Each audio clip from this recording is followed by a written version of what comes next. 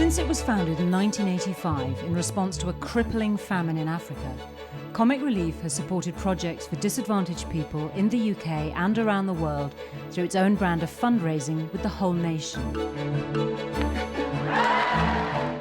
When I was a kid, there was very little information about long-term aid in Africa, and there was hardly any information about charity work in this country.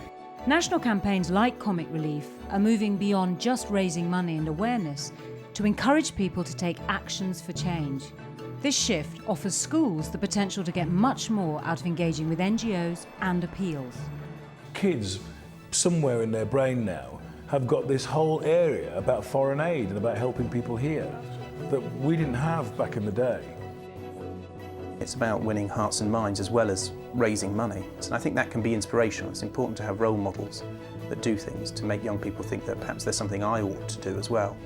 2 years on from Red Nose Day 2005, we examine the impact on secondary schools and their students of a deeper engagement with national initiatives such as Comic Relief.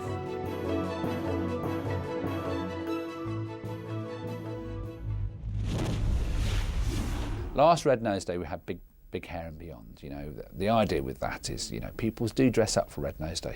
Teachers dress up for Red Nose Day as well. You know, red wigs, red outfits, red dresses. The head of physics in a red dress. It's a fantastic thing. So we wanted to stimulate that, but we also wanted to sort of add a beyond bit in the sense that we wanted to get people to think that perhaps it is a bit of a journey.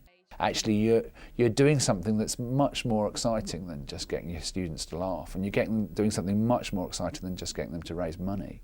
You're actually getting them to think about the world, and you're actually getting them to think about their place in it. At Langdon School in East Ham, London, the teachers and students went beyond charity fundraising by taking a longer journey inside and outside the classroom through education and campaigning. The learning and experiences motivated the children at Langdon to develop empathy with the outside world, engage with big global issues, and even take their views to Downing Street. But like any secondary school, the Comic Relief experience started with the usual redness and fun. I think as a head teacher, you're always just a little bit anxious, even though you know it's really important and it's great fun, and you know that it's for a really, really good cause. The day-to-day running of a school can be heavily disrupted if people arrive to do a massive custard fest in the lower gym. And there's always that teacher who will grumble about, oh, but they're out of my lesson. The custard, that was messy, but fun. We all sort of want to get involved. Everyone wants to do it, so we're like, oh, I hear that class is doing this, and then we want to do it, we want to do something better, we want to raise more money than they did. There was lots of cake sales, there was some Beat the Teacher competitions, which were at sporting events in the sports hall. Everyone was dressed up like with red noses or with silly wigs or whatever, and people always remember that day when that teacher dressed up or something, and it was quite effective because you remember the funny side, but then you remember the serious side as well. I'm always surprised and chuffed at just how many kids have just locked into this thing of helping to raise money for Comic Relief. They want to do things like, twin the school with a school in Africa or in Malawi or wherever, because they saw that they could do that and they want to help. The thing to engender in children is that there are people across the world just like you who don't have what you have, and wouldn't it be great to help? What we're trying to do is to get young people to be really interested in what's going on in the rest of the world, to take an interest in other young people who don't have some of the opportunities that they do. We've used Comic Relief's resources, in particular I'm talking about the Teachers' Toolkit that is supplied every year just before the fundraising activities begin. The resources themselves provide us with so much stimulus that in a way we have ourselves a ready to introduce curriculum. There's not an opportunity to actually get food, water, schools in some of these places. They don't even have the chance to do that for themselves. That is what we call poverty. We used some of the posters with the pictures of the young people from Ghana and Uganda and got them to do empathy and imagination-based activities, which also encourages pupils' skills of inquiry and communication, which is a main strand of citizenship.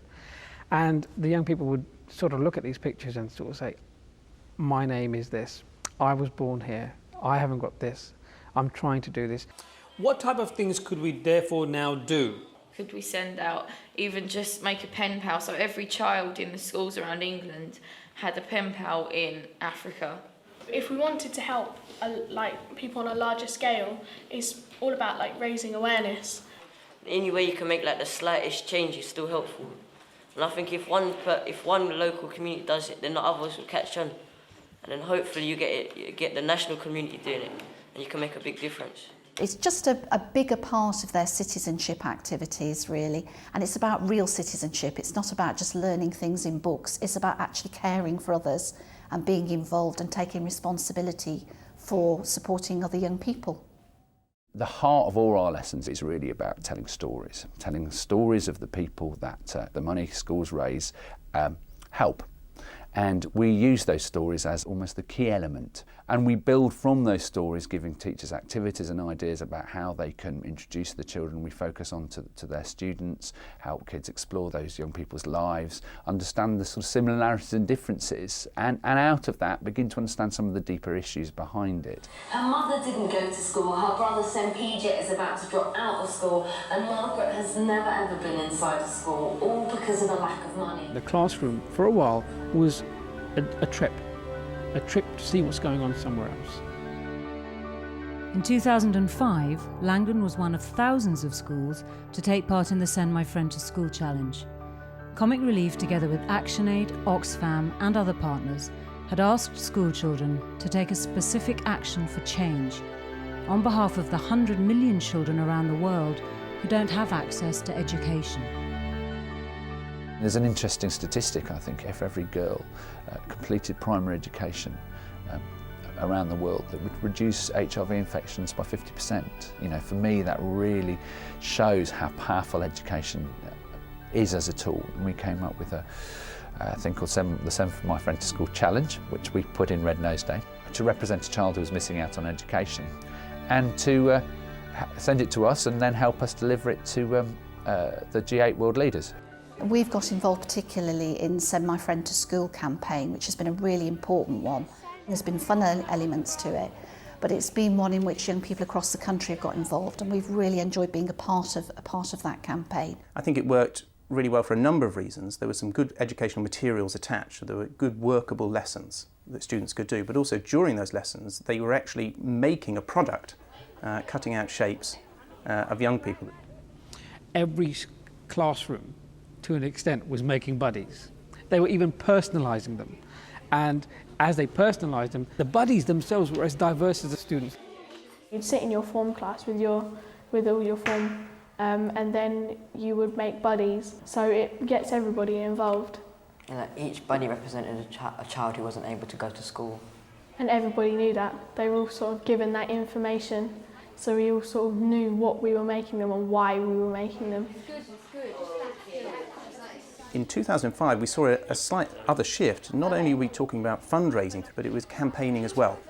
It was, you know, using your voice and sort of advocacy, speaking on behalf of others. Underneath it was also very successful because young people have carried through those issues. You know, just looking at some of the subjects that they do in school, citizenship and humanities and in their English and all of these subjects, they've actually understood issues more, I think, and there's been more depth to what they've been doing. All of those things have had a lasting legacy. So it's not just about this, let's have fun for a day or for a couple of weeks. It's about let's understand these issues, let's do things that actually affect our lives and other young people's lives for a longer period of time. It can be a huge motivational factor, Comic Relief, and I think for several reasons. One important one is that, yes, we're engaged with cognitive learning. There is reading, there's writing, and there's understanding involved. But I think the fact that we're taking part, either through fundraising or through campaigning, involves all pupils in slightly different ways. Often you'll have pupils in schools that don't get engaged with learning because they feel that they're perhaps not very academically able, and as a result they sort of retire hurt and don't make an effort. We're giving an alternative ways of learning, using, you know, a variety of different stimulus, and you're taking part, you're actually doing an action. We're getting young people directly involved in helping to change the lives of other young people. And this goes against that traditional view of young people as being separate. We're seeing them straight away as being part of the world, engaged with the world, and that they can change the world.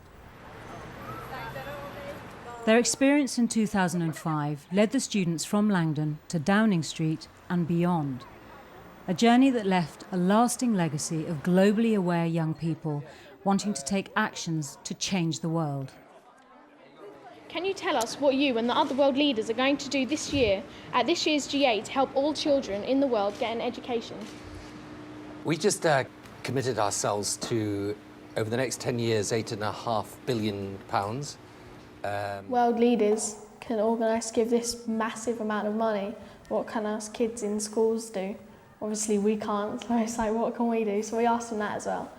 And he was sort of saying that everybody should get involved. And that's where we come in. We can tell our friends, and our friends will tell some other friends, and they'll tell some people in a different school, and then it will just like spread like a chain reaction. 2005 was a very interesting year. You know, it was the year of Live 8. It was the year of Make Poverty History. The whole Live 8 Make Poverty thing was about justice, not charity.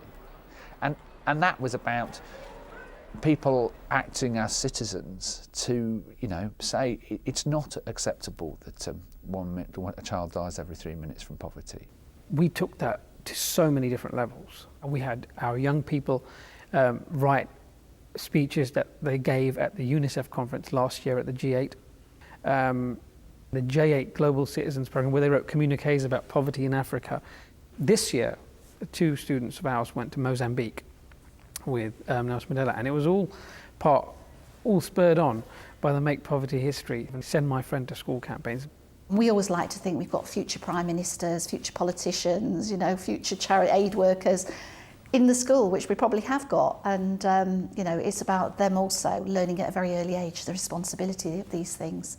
You're helping develop political literacy, and you know that has a long-term legacy. This is something that young people will take throughout their lives. They can get an awareness of how their lives have direct consequences on the lives of other people throughout the world, and through their own personal choices that they make on a daily basis, they can make a difference and try and change the world in small but significant ways.